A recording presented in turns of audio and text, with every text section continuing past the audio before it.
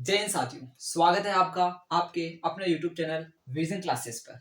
साथियों, class 10th की maths चल रही है और आज अपन पढ़ रहे हैं पर्सनालिटी 4.3 का क्वेश्चन नंबर 3। साथियों, इसके क्वेश्चन नंबर 1 और 2 को अपन ने बहुत ही अच्छे तरीके से अपनी पिछली क्लास के अंदर कवर कर लिया है। तो साथियों, क्वेश्चन 3 की तरफ बढ़ते हैं। क्वेश्चन 3 आपको स्क्रीन के ऊपर अच्छे से दिख गया होगा। साथियों, इस क्वेश्चन के अंदर बोला गया है, यहाँ पर आपको बताना है कि क्या एक ऐसी आम की बगिया बनाना संभव है जिसकी लंबाई उसकी चौड़ाई से दुगनी हो। शायद ये होगा, जिसकी लंबाई चौड़ाई से दुगनी हो और उसका क्षेत्रफल साथियों हमें 800 मीटर स्क्वायर दे रखा है। तो साथियों, यहाँ पर ना तो हमें लंबाई पता है ना हमें चौड़ाई पता है। तो सबसे पहला हमारा ध्यान जाएगा कि हमें लंबाई और चौड़ाई को मानना है। यहाँ पे क्या करना है? मानना। लेकिन साथियों, यहां पर जहां तक पॉसिबल हो आपको लंबाई और चौड़ाई को अलग अलग नहीं मानना है। देखो, लंबाई और चौड़ाई को अलग अलग कब माना जाता है वो कंडीशन भी अपने अभी आने वाली है। लेकिन यहाँ जब तक हमें दोनों के बीच में संबंध दे रखा हो ना, तब तक हमें इन्हें अलग मानने की आवश्यकता नहीं है। यानी हमें दे रखा है साथियों कि जो लंबाई है वो इस चौड़ाई की कितनी है साथियों? दो गुनी है। कितनी गुनी है? दो गुनी है। तो अगर मुझे चौड़ाई पता चल जाएगी तो लंबाई तो वैसे ही पता चल जाएगी, क्योंकि वो 2x हो जाएगी। उसकी कितनी गुनी हो जाएगी? दो गुनी हो जाएगी। लेकिन अगर अपन इसको अलग अलग कर लेंगे, जैसे चौड़ाई को x मान लिया, लंबाई को y मान लिया, तो वो सवाल थोड़ा हार्ड हो जाएगा। यानी जहां तक संभव हो साथियों, वहां तक आपको क्या करना है? वहां तक उसको एक ही चर के अंदर रखना है, x के अंदर ही रखना है। तो यहाँ अपन इसको आगे बढ़ाते हैं। तो साथियों, सबसे पहले अपन मान लेते हैं, माना आयताकार आम की बगिया की चौड़ाई x है। चौड़ाई को मानेंगे ताकि लंबाई आ जाएगी, क्योंकि लंबाई चौड़ाई की दुगुनी है। ठीक है, तो यहां मान लेते हैं, माना माना आम की बगिया की आम की बगिया आम की बगिया की चौड़ाई, और चौड़ाई को मैंने मान लिया साथियों x। कितना मान लिया? x। अतः अतः आम की बगिया की जो साथियों लंबाई आएगी, वो लंबाई आपके पास आ जाएगी 2x, क्योंकि ये एक दूसरे की क्या है? दुगुनी है। लंबाई है वो चौड़ाई की दुगुनी है। अब यहाँ पर हमें क्षेत्रफल कितना दे रखा है? 800 मीटर स्क्वायर दे रखा है। और क्षेत्रफल क्या होता है? लंबाई इंटू चौड़ाई होता है। तो यहाँ पर अपन बात करते हैं अकॉर्डिंग टू क्वेश्चन, जिसको अपन बोलते हैं प्रश्नानुसार। क्या बोलते हैं? प्रश्नानुसार। हमें क्षेत्रफल कितना दे रखा है? तो क्षेत्रफल दे रखा है 800। कितना दे रखा है? 800। क्षेत्रफल क्या होता है? तो वो होता है लंबाई इंटू चौड़ाई, और वो हमें कितना दे रखा है? 800 दे रखा है। तो लंबाई को चौड़ाई से गुणा करो। लंबाई कितनी है आपके पास? 2x है। कितनी है? 2x है। 2x को आप किससे गुणा करो? चौड़ाई यानी x से गुणा करो, तो क्या मिलेगा? 800। 2x को x से गुणा करेंगे तो 2x स्क्वायर बराबर कितना आ गया? 800 आ गया। तो बताओ x स्क्वायर बराबर कितना हो जाएगा? 2 उधर भाग में जाएगा, तो 800 बटेवा 2, यानी इसमें भाग देंगे तो 400। तो x स्क्वायर बराबर आ गया अपने पास 400। तो यहां से अगर मुझे x का मान चाहिए हो, तो x का मान चाहिए हो, तो ये 400 कहां जाएगा? रूट में जाएगा। कहां जाएगा? रूट में जाएगा। और यहां से हमें x का मान मिलेगा साथियों 400। 400 किसका वर्ग है? 20 का। तो यहां से हमें मिलेगा प्लस माइनस 20। क्या मिलेगा? Plus minus 20। क्योंकि रूट से कोई संख्या बाहर निकलती तो प्लस की भी होती है और माइनस की भी होती है, क्योंकि यहाँ प्लस भी चलता है और माइनस भी चलता है। क्योंकि प्लस के 20 का स्क्वायर करेंगे तो भी 400 आएगा, माइनस के 20 का स्क्वायर करेंगे तो भी 400 आएगा। यहाँ मैंने x के प्लस और माइनस दोनों मान इसलिए लिखे क्योंकि यहाँ पर द्विघात समीकरण है। देखो, ये द्विघात समीकरण, तो x के कितने मान होते हैं? 2 मान होते हैं। हमें उसे नहीं, मतलब हमें यहाँ पर फाइनली x का मान कितना मिल गया साथियों? प्लस में मिल गया, क्योंकि हम प्लस वाला लेंगे, क्योंकि हमें लंबाई और चौड़ाई चाहिए और वो माइनस की कभी नहीं हो सकती है। यानी अर्थात यहाँ पे मिल चुका है। अतः हमने x किसको माना था? आप ये बताओ। आम की बगिया की चौड़ाई मानी थी ना। अतः चौड़ाई कितनी मिल चुकी है आपको? मुझे बताइए। तो x मानी थी वो 20 मिल चुकी है। तो लंबाई कितनी होगी आप मुझे बताओ। लंबाई कितनी आ जाएगी आपके पास? लंबाई आपने मानी थी 2x। कितनी मानी थी? 2x। तो 2 इंटू 20 करेंगे तो वो आ जाएगी आपके पास 40। कितनी आ जाएगी? 40 आ जाएगी। तो इस प्रकार हमने इस आयताकार आम की बगिया की लंबाई और चौड़ाई ज्ञात कर ली। तो ये स्थिति संभव है। अपन यहाँ पर लिखेंगे स्थिति संभव है, क्योंकि हमें यहाँ पर इसकी लंबाई और चौड़ाई क्या है साथियों? मिल चुकी है। तो ये स्थिति यहाँ पर क्या है? संभव है। तो इस प्रकार अपना पहला सवाल यहाँ पर क्या होता है? कंप्लीट होता है। बढ़ते हैं अगले क्वेश्चन की ओर, तब तक आप इसको अच्छे से नोट कर लें। तो क्वेश्चन नंबर अपन 4 को स्टार्ट करते हैं साथियों। क्वेश्चन नंबर 4 में क्या बोला गया है साथियों? आपको बताना है कि कोई ये स्थिति जो दे रखी वो संभव है या नहीं है। क्वेश्चन नंबर 4 आपको स्क्रीन पर दिख गया होगा। यहाँ हमें स्थिति संभव है या नहीं बताना। हमें यहाँ बोला गया कि साथियों दो मित्रों की आयु का योग 20 है। मैंने आपको बोला था, जब भी आपको दो चीजों की योग दे रखी है, तब आप एक चीज को x मान लो, तो दूसरी चीज उसको उस योग में से घटाएंगे तो ऑटोमेटिक आ जाएगी। यानी आपके पास दो मित्रों की आयु का योग 20 है, तो मैं मान लू कि पहले मित्र की आयु कितनी है? x है। तो दूसरे की कितनी हो जाएगी? जैसे दो मित्र है, पहले की x है तो दूसरे की 20 माइनस x होगी। क्योंकि टोटल अपने पास 20 है। अगर एक मित्र की x है तो दूसरे की कितनी हो जाएगी, 20 माइनस x हो जाएगी। कितनी हो जाएगी, 20 माइनस x। यहाँ पर ये अपना हो गया है, दोनों मित्रों की आयु का योग 20 दे रखा है, तो एक x है तो दूसरी 20 माइनस x हो जाएगी। तो यहाँ पर इसको आगे बढ़ाते हैं और हमें जो मानना है वो मान लेते हैं। माना पहले मित्र की आयु, माना पहले मित्र की आयु, माना पहले मित्र की, पहले मित्र की आयु, और वो मैंने मान ली साथियों, कितनी मान ली है, आयु को मान लिया x वर्ष मान लिया। कितना मान लिया है, x वर्ष। अतः दूसरे मित्र की जो आयु होगी, पहले की जगह अपन लिखेंगे अब अपन दूसरे मित्र की आयु, और वो आ जाएगी साथियों आपके 20 माइनस x वर्ष आ जाएगी। क्योंकि कुल अपने पास 20 है और एक की x है तो दूसरे की 20 माइनस x बचेगी, उसकी उम्र को घटा देंगे टोटल में से, तो बची हुई उसकी आ जाएगी। यहां हमें बोला गया है साथियों 4 साल बाद इनकी जो आयु का गुणा है वो हमें दे रखा है। तो हमें सबसे पहले ये पता करना पड़ेगा साथियों कि 4 साल बाद पहले मित्र की आयु कितनी होगी, दूसरे मित्र की आयु कितनी होगी। तो अपन बात करते हैं 4 वर्ष बाद, एक नई स्थिति लेते हैं 4 वर्ष बाद। तो 4 वर्ष बाद अपन सबसे पहले निकालते हैं पहले मित्र की आयु। ये तो देखो माना पहले मित्र की, ये अपने वर्तमान आयु ज्ञात करी है। कौन सी आयु ज्ञात करी साथियों, वर्तमान आयु। और ये दूसरे मित्र की कौन सी आ जाएगी, तो वर्तमान आयु आ जाएगी। तो 4 वर्ष बाद अपन बात कर रहे हैं साथियों, और अपन देखते हैं पहले मित्र की आयु, पहले मित्र की आयु, पहले मित्र की आयु। अब देखो जब भी अपन बाद की बात करते हैं 4 साल बाद, जैसे मैं बोलूं कि अभी आपकी उम्र 20 वर्ष है, तो 4 साल बाद कितनी होगी, तो 20 प्लस 4 करो यानी 24 वर्ष आएगी। तो वैसे बताओ पहले मित्र की वर्तमान में आयु कितनी, x है, तो 4 साल बाद कितनी हो जाएगी, तो x प्लस 4 हो जाएगी। कितनी हो जाएगी, x प्लस 4 हो जाएगी। तो ये हो जाएगी आपके पास x प्लस 4 वर्ष आ जाएगी। कितनी हो जाएगी, x प्लस 4 वर्ष। फिर आगे देखो दूसरे मित्र की आयु कितनी आ जाएगी, दूसरे मित्र की आयु वो आ जाएगी आपके पास 20 माइनस एक्स, और उसमें अपन क्या जोड़ देंगे, प्लस 4, यानी 20 और 4 जुड़ेगा तो कितना देगा, 24, और उसमें से क्या देगा, माइनस एक्स वर्ष आ जाएगा। तो इस प्रकार साथियों अपने यहाँ पर पहले और दूसरे मित्र की दोनों की 4 साल बाद की उम्र हमें पता चल गई है। अब इनके 4 साल बाद की उम्र का यहाँ पर हमें गुणा कितना दे रखा साथियों, 4 वर्ष पूर्व उनकी, अच्छा सॉरी यहाँ पर ने गलती कर दी है, यह 4 साल बाद नहीं है, 4 वर्ष पूर्व है। पूर्व का मतलब होता है पहले, क्या होता है साथियों, 4 वर्ष पूर्व है। ठीक है, तो क्वेश्चन को बहुत ही ध्यानपूर्वक पढ़ना है ना। तो 4 साल ये पहले मित्र की आयु कितनी होगी, तो हमें यहाँ पर 4 घटाना पड़ेगा। क्या करना पड़ेगा, 4 घटाना पड़ेगा। क्योंकि जब भी बाद की बात की जाती है तो हम 4 जोड़ते हैं, पूर्व की बात करते हैं तो पहले की बात करते हैं तो 4 अपन घटाएंगे। तो यहाँ से भी अपन क्या करेंगे, 4 घटाएंगे। तो 20 में से 4 घटेगा, 20 में 4 जोड़ेगा नहीं, तो 20 में से 4 घटेगा, कितना हो जाएगा, 16 माइनस एक्स हो जाएगा। ठीक है साथियों, तो यहाँ पर ये अपने कंप्लीट होता है।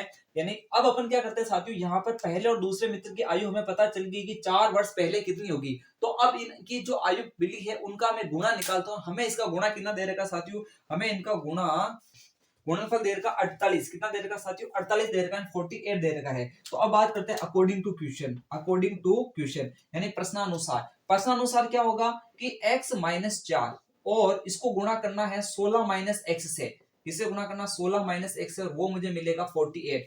क्योंकि 4 साल पूर्व इनकी जो आयु का गुणा है, 4 साल पूर्व की अपन ने आयु निकाली और गुणा किया तो कितना मिला, 48।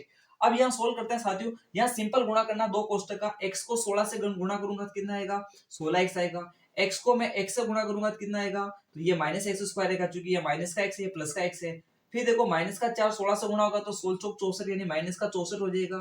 फिर माइनस का 4 माइनस के x से गुणा होगा तो माइनस माइनस प्लस हो जाएगा, और आपके 4 इंटू एक्स 4x हो जाएगा। इस 48 को इधर भेज दो तो यह देगा माइनस का 48 बराबर कितना बचेगा, 0 बचेगा।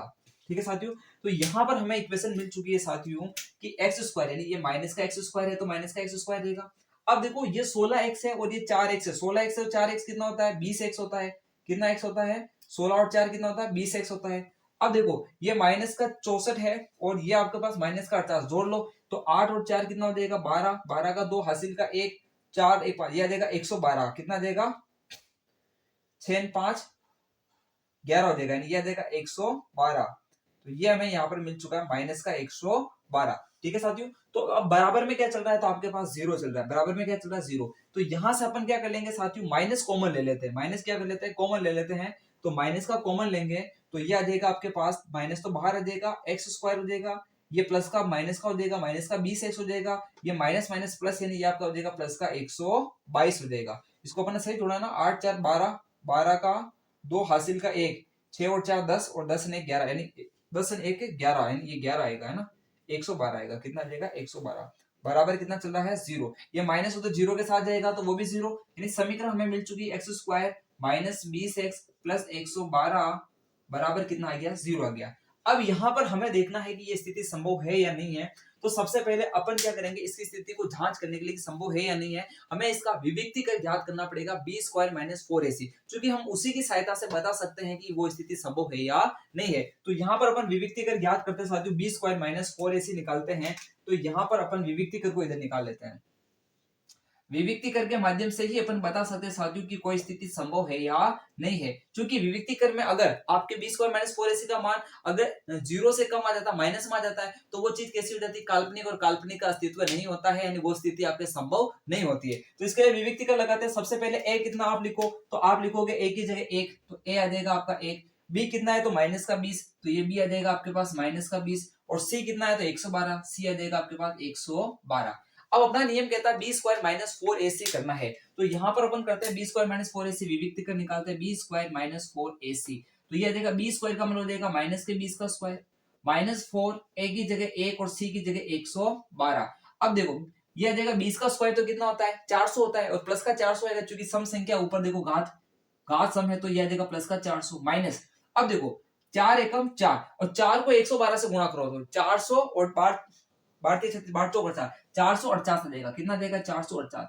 अब 400 में से 448 घटाएंगे तो माइनस का 48 आएगा, जो कि 0 से क्या है छोटा है। तो चूंकि b² माइनस 4ac का जो मान है वो 0 से हमें क्या मिला है, छोटा मिला है, यानी b² माइनस 4ac का मान 0 से छोटा है, यानी इसके जो मूल है वो कैसे है, काल्पनिक है, और मूल काल्पनिक है, इसका मतलब ये स्थिति जो हमें दी गई है साथियों वो क्या है, असंभव है, ये संभव नहीं हो सकती है। तो यहाँ पर लिखेंगे चूंकि मूल काल्पनिक है, चूंकि मूल कैसे है, काल्पनिक है, मूल कैसे है, काल्पनिक है, मूल काल्पनिक है, सॉरी, मूल काल्पनिक है साथ, तो मूल काल्पनिक है, तो ये साथियों अपने पास स्थिति है, ये संभव नहीं होगी। अतः यह स्थिति संभव नहीं है, संभव नहीं है। यहां तक आपको क्लियर दिख रहा होगा, थोड़ा मैं दिखा देता हूं कि यहाँ पर साथियों ये जो स्थिति दे रखी है वो संभव नहीं है, यानी ये जो स्थिति है ये संभव नहीं है, ये अपन अच्छे से देख लिया। आप इसका स्क्रीनशॉट ले लो, फिर अपन आगे बढ़ते हैं, ठीक है साथियों। तो अपन इस क्वेश्चन को यहाँ से क्लियर करते हैं, तब तक आप इसको अच्छे से नोट कर लो, फिर मैं आपको नेक्स्ट क्वेश्चन कराता हूं। तो बढ़ते हैं साथियों क्वेश्चन नंबर 5, जो कि अपने 4.3 का और इस प्रश्नावली 4 का लास्ट क्वेश्चन है। और इस क्वेश्चन में आपको बोला गया साथियों, क्या बोला गया है, ये आपको स्क्रीन पर दिख गया होगा, क्या परिमाप 80 मीटर और क्षेत्रफल 400 मीटर स्क्वायर का एक पार्क बनाना संभव है, जिसकी लंबाई और यदि संभव हो तो आपको उसकी लंबाई और चौड़ाई ज्ञात करनी है। साथियों आपको ये पार्क किस आकृति का बना है ये आपको पता नहीं चल रहा होगा। तो साथियों सिंपल सी बात है, जब भी आपको लंबाई और चौड़ाई दे रहा है, इसका मतलब आप समझ आना साथियों, ये आपका जो भी आकृति है, पार्क हो या कुछ भी हो, वो आपका आयताकार है। कैसा आयताकार, यानी यहाँ पर परिमाप और क्षेत्रफल के जो सूत्र लगने वाले हैं वो आयत के लगेंगे। तो आयत का परिमाप होता है साथियों 2 कोष्टक लंबाई प्लस चौड़ाई, और आयत का जो क्षेत्रफल होता है वो होता है लंबाई इंटू चौड़ाई। यहाँ आपके सामने बड़ी दुविधा आएगी, वो दुविधा क्या आएगी साथियों, कि यहाँ पर हमें लंबाई और चौड़ाई के बीच में कोई संबंध नहीं दे रखा है। तो अब हमें ऐसी स्थिति के अंदर हमें लंबाई को x मानना पड़ेगा और चौड़ाई को y मानना पड़ेगा। अगर यहाँ कोई संबंध होता कि लंबाई चौड़ाई की इतनी गुनी है, या लंबाई चौड़ाई से इतनी ज्यादा है, या लंबाई चौड़ाई की आधी है, ऐसा कुछ होता, तो मैं जैसे मैं बोलता लंबाई चौड़ाई की दुगुनी है तो चौड़ाई को मानता ताकि लंबाई मिल जाती। तो ऐसा कुछ रिलेशन हमें नहीं दे रखा। तो ऐसी स्थिति में साथियों आपको क्या करना पड़ता है, आपको मानना पड़ता है दोनों को अलग अलग। क्या मानना पड़ता है, दोनों को अलग अलग। तो मैं मान लेता हूं, माना आपके यहाँ पर पार्क की लंबाई x मीटर है, मीटर दे रखी ना, हाँ मीटर है, और चौड़ाई को मान लेता हूं मैं y मीटर है, ठीक है साथियों। तो यह मान लेते हैं, माना पार्क की लंबाई और लंबाई को मैंने मान लिया x मीटर, तथा जो पार्क की चौड़ाई है, पार्क की चौड़ाई, और मैंने चौड़ाई को मान लिया साथियों y मीटर। कितना मान लिया, y मीटर। अब इसको अपन सॉल्व करते हैं x मीटर और y मीटर। या आप सोचोगे सर हमारे पास तो द्विघात समीकरण चलेगी और उसमें तो एक चर चलता है, या तो x चलेगा या y चलेगा। बिल्कुल आप सही सोच रहे हो, हमें यहाँ पर एक चीज को विलोपित करना पड़ेगा। लेकिन सबसे पहले अपन ने अपने पास कोई रास्ता नहीं था, अलग अलग मानने के अलावा, तो जैसा था वैसा कर लिया। अब आगे बढ़ते हैं और अपने आप सब चीजें क्लियर होती जाएगी। देखिए आपको दे रखा है यहाँ पर परिमाप, क्या दे रखा है, परिमाप। तो अपन लिखेंगे चूंकि परिमाप बराबर हमें कितना दे रखा साथियों, परिमाप बराबर दे रखा 80 मीटर। कितना दे रखा 80 मीटर। परिमाप होता है 2 कोष्ठक लंबाई प्लस चौड़ाई। कितना होता है 2 कोष्ठक लंबाई प्लस चौड़ाई बराबर ये दे रखा 80 मीटर। इस दो को उधर भेजो तो लंबाई की जगह आप कितना लिखोगे x और चौड़ाई की जगह लिखोगे y और ये दो उधर जाएगा तो कितना हो जाएगा 80/2 यानी ये हो जाएगा 40। कितना हो जाएगा 40। तो आपको मिला x प्लस वाई बराबर कितना मिल गया 40। इस समीकरण नंबर 1 यानी यहां से हमें ये मिल चुका है। अब साथियों अपन क्या करते हैं, दूसरा काम करते हैं जहां पर हमें दे रखा है कि इसका क्षेत्रफल कितना दे रखा, तो वो दे रखा 80 मीटर स्क्वायर, सॉरी क्षेत्रफल दे रखा 400 मीटर स्क्वायर। तो दूसरा हो जाएगा आपके पास क्षेत्रफल तथा क्षेत्रफल बराबर हो जाएगा अपने पास 400 और क्षेत्रफल होता है आपके पास लंबाई इंटू चौड़ाई बराबर हो जाएगा 400। क्या हो जाएगा 400। लंबाई की जगह मैं लिखूंगा x और चौड़ाई की जगह मैं लिखूंगा y और बराबर हो जाएगा मेरे पास 400। कितना हो जाएगा 400 हो जाएगा। यहां पर हमें कुछ नहीं करना साथियों, सिंपल सा काम करना है। यहां हमें x और y का मान ज्ञात करना है। सिंपल सा हमें तो x और y का मान ज्ञात करना है। यहां द्विघात समीकरण नहीं बनती, हम डायरेक्ट निकाल सकते हैं। कैसे निकाल सकते हैं, यहां मैं काम करूं, यहां से क्या मैं x का मान निकाल सकता हूं या फिर x का मान नहीं निकालूं तो यहां से जो भी लिखना चाहूं ये वो करके कुछ भी हो सकता है। लेकिन अपन तो क्या करते हैं साथियों, यहाँ से x का मान निकाल लेते हैं। क्या निकाल लेते हैं x का मान। तो y को मुझे कहां भेजना पड़ेगा, इसके बटा में भेजना पड़ेगा। किसके बटा में 400। तो 400 बटेवा y हो जाएगा। तो x ही दिखा देगा 400 बटेवा y। देखिए ऐसे ट्राई करते हैं अपन, ठीक है। तो यहाँ पर जैसे अपने पास समीकरण 1 थी और ये समीकरण कौन सी आ गई साथियों, समीकरण नंबर 2 आ चुकी है। तो समीकरण 1 और 2 को अपन कैसे हल करें, तो यहाँ पर अपन एक काम करें कि यहाँ से समीकरण 2 से x का मान निकाल लेता हूँ। समीकरण 2 से x का मान निकाल देता हूँ या फिर मैं समीकरण 1 से भी निकाल सकता हूँ। तो समीकरण 1 से निकाल लो, ठीक है। तो यहाँ इसको अपन इधर बढ़ाते हैं, ठीक है। अपन करते हैं समीकरण 1 से, समीकरण 1 से अपन x का मान निकाल रहे हैं। किसका, x का। तो y को उधर भेजो, उधर भेजोगे तो 40 माइनस वाई हो जाएगा। 40 माइनस वाई, ये जो आपको x का मान मिला है साथियों, उस x के मान को आप समीकरण 2 में लिख दो। x का मान समीकरण 2 में रखने पर इसको समीकरण 3 दे दो, ठीक है। x का मान समीकरण 2 में रखने पर, समीकरण 2 में रखने पर, समीकरण 2 में रखने पर x का मान है साथियों वो समीकरण 2 के अंदर रख देते हैं। और समीकरण 2 अपने को क्या दे रही, ये देखो x y। तो x की जगह अपन लिखेंगे 40 माइनस वाई, 40 माइनस वाई लिखेंगे। और y की जगह क्या लिखेंगे, तो 40 माइनस वाई, y की जगह अपने पास y ही आएगा, ये y आ गया। बराबर कितना चल रहा है साथियों, अपने पास 400 चल रहा है। कितना चल रहा है, 400 चल रहा है। ओके, अब इसको सोल्व करो। y को 40 से गुणा करोगे तो कितना आएगा, 40 y आएगा। y को y से गुणा करेंगे तो माइनस वाई स्क्वायर और बराबर में अपने को क्या देगा 400, यानी इसको इधर लाएंगे तो माइनस का 400 बराबर कितना आ गया, 0 आ गया। तो फाइनली हमें द्विघात समीकरण मिल चुकी है, वो भी एक चर के अंदर। और हमें यही तो चाहिए था, ताकि हमें एक चर के अंदर द्विघात समीकरण मिल जाए तो हम ये पता कर सके कि यहाँ पर ये स्थिति जो दे रखी है वो उसके अंदर लंबाई और चौड़ाई क्या होने वाली है। अगर लंबाई चौड़ाई निकल जाएगी तो ये स्थिति संभव ऑटोमेटिक हो जाएगी। तो यहाँ पर अपन क्या करते हैं साथियों, इसको थोड़ा माइनस कॉमन ले लेते हैं ताकि ये माइनस का लफड़ा यहाँ से खत्म हो जाएगा। अगर मैं माइनस कॉमन ले लूंगा तो ये हो जाएगा आपके पास हो जाएगा, देखो माइनस का वाई स्क्वायर तो होगा वो प्लस का वाई स्क्वायर हो जाएगा। ये 40 आपका माइनस का 40 वाई हो जाएगा। वो 400 आपका माइनस का था जो प्लस का हो जाएगा, प्लस का 400 हो जाएगा और बराबर 0। इस माइनस को उधर भेज दो तो यह आ जाएगा Y square minus 40 Y plus 400 बराबर 0। हमें इस द्विघात समीकरण को हल करना है ताकि यहाँ से y का मान मिल जाए। और जैसे हमें y का मान मिलेगा उसको समीकरण 3 में लिखूंगा। जैसे y का मान मुझे मिला 20 तो ये हो जाएगा 40 माइनस 20 यानी x का मान मिल जाएगा। तो इस तरह से हमें x और y दोनों मिल जाएंगे। तो हम इस द्विघात समीकरण को सोल्व करते हैं, उसके लिए चाहिए हमें स्पेस। और आप तब तक इसको अच्छे से नोट करो, फिर मैं आपको आगे उसको कराता हूं। तो आपने इसको अच्छे से नोट कर लिया होगा, स्क्रीनशॉट ले लिया होगा इसका। आप व्यवस्थित तरीके से इसको नोट कर लेना। यहाँ अब अपन क्या करते हैं साथियों, इस द्विघात समीकरण को सॉल्व करते हैं। ये द्विघात समीकरण को यहाँ लिख देते हैं अपन y square minus 40 Y plus 400 बराबर 0। हमें क्या करना पड़ता है द्विघात समीकरण को सोल्व करने के लिए, बाहर बाहर वालों को गुणा करो। यहाँ 1 है, यहाँ 400, तो 400 को 1 से गुणा करेंगे तो कितना आएगा, 400 आएगा। अब 400 को ऐसे टुकड़े करने हैं जिसको मतलब ऐसे ऐसे दो टुकड़े सोचने हैं, संख्या सोचनी है जिसको गुणा करने से हमें 400 मिले। तो मैं देखो 20 इंटू 20 करूंगा तो भी 400, 40 इंटू 10 करूंगा तो भी 400, 4 इंटू 100 करूंगा तो भी 400, यानी बहुत सारे तरीके से ला सकते हैं। लेकिन हमें कौन सा टुकड़ा सिलेक्ट करना है जिससे हम ये बीच वाली संख्या मिलनी चाहिए। हमें चाहिए यहाँ पर 40। आप चिन्ह को भूल जाओ, आपको चाहिए 40। 40 किससे आ सकता है, 10 और 40 से ही नहीं सकता, इसे जोड़ेंगे तो 50 होगा, 40 में से 10 घटाएंगे तो 30 होगा, ये कैंसिल है, ये कैंसिल है। इसको देखो 20 और 20 से आपका 40 हो रहा है। अब ये सोचो कि आपको माइनस का 40 चाहिए, तो अब आप ऐसा करो, माइनस के 20 और माइनस के 20 को जोड़ोगे तो माइनस का 40 आएगा, नहीं आएगा। तो ये आपका फाइनल टुकड़ा हो चुका है माइनस का 20 और माइनस का 20। यहाँ इसको अप्लाई करते हैं, वाई स्क्वायर ये हो जाएगा माइनस का 20 वाई, माइनस का 20 वाई और प्लस का क्या हो जाएगा 400 और बराबर क्या हो जाएगा 0 हो जाएगा। इस तरह से अपन क्या करते हैं, टुकड़े सोचते हैं और टुकड़े को अप्लाई करते हैं। अब तो बहुत आसान है, ये दो दो के पेयर बना लो, दो दो के पेयर, इसको आगे सोल्व करो। यहाँ y कॉमन आ रहा है, y कॉमन ले लो, ये हो जाएगा y माइनस 20।